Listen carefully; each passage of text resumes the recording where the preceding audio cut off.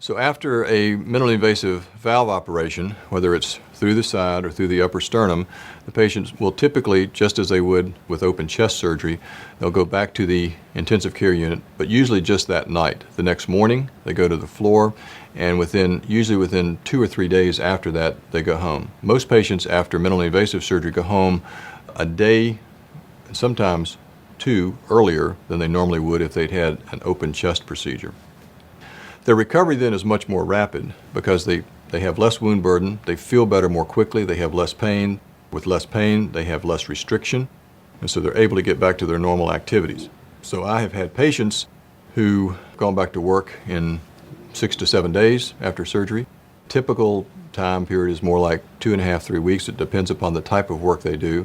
We have to be careful and cautious, actually sometimes, to keep patients from trying to go back to work too soon because we have to make sure the wound is healed. Otherwise, bad things could happen. So we have to coach them not to go back to work too soon because they actually feel so much better. If their heart is repaired, their heart is working better now, their valves are working well, and they want to get back on to life. But we have to make sure that they're healed properly first.